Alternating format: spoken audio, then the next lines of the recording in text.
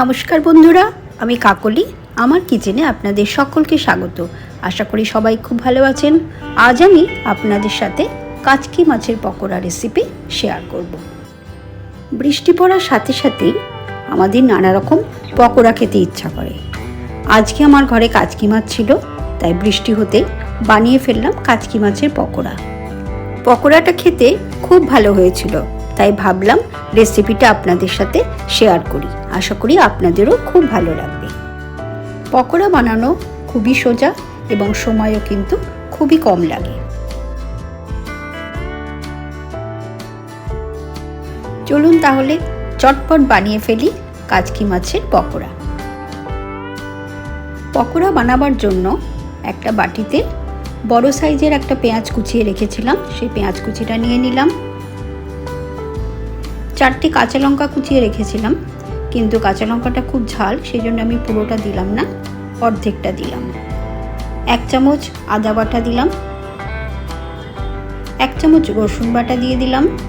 যেহেতু মাছ, এটা আদা রসুন না দিলে কিন্তু গন্ধ লাগবে, খাওয়া যাবে না। 1 চামচ নুন দিয়ে দিলাম, 1 চামচ হলুদ গুঁড়ো দিয়ে দিলাম, 1 চামচ ধনের গুঁড়ো দিলাম, 1 চামচ জিরের গুঁড়ো দিয়ে দিলাম।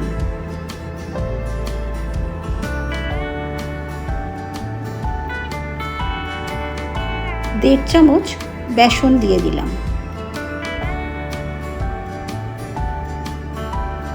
আর 1.5 চামচ চাল গুঁড়ো দিলাম। কিছুটা ধনেপাতা কুচি করে রেখেছিলাম, সে ধনেপাতা কুচিটা দিয়ে দিলাম।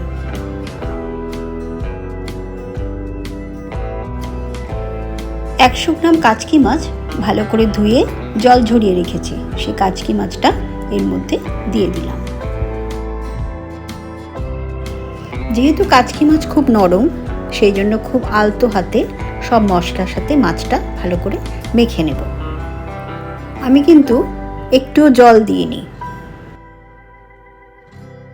খুব সুন্দর মাখা হয়ে গেছে, আর পকোড়া বানাবার জন্য বাইন্ডিংটাও কিন্তু খুব ভালো হয়েছে। আমি আপনাদের দেখাচ্ছি, আপনারা দেখলেই বুঝতে পারবেন।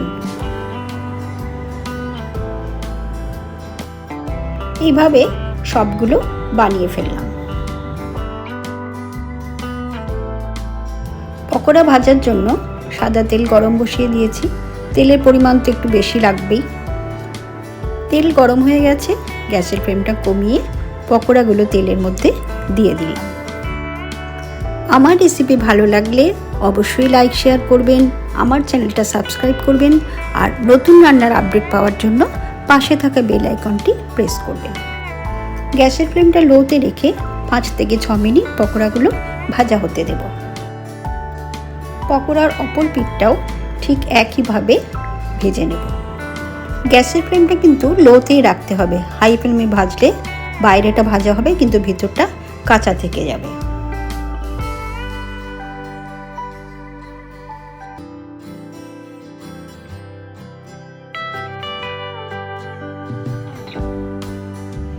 এইভাবে উল্টে পাল্টে কয়েকবার ভেজে নিতে হবে।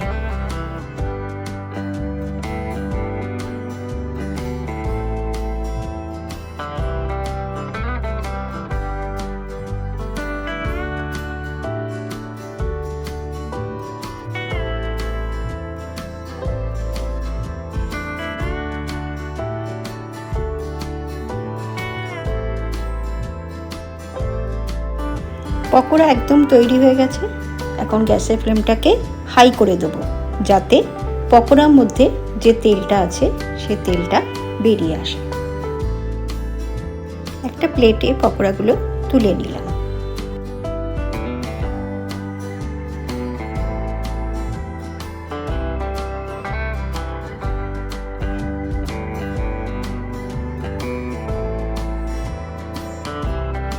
খুব টেস্টি এই পকোড়া, অবশ্যই আপনারা বাড়িতে একবার বানাবেন। কেমন লাগলো আমায় জানাবেন। আশা করি আপনাদের খুব ভালো লাগবে। পরিবারের সকলের সাথে খুব আনন্দ করে খান কাচকি মাছের পকোড়া। আপনারা স্ন্যাক্স হিসেবেও খেতে পারেন, বা আমার মতো খিচুড়ির সাথেও খেতে পারেন। সবাই খুব ভালো থাকবেন, সুস্থ থাকবেন।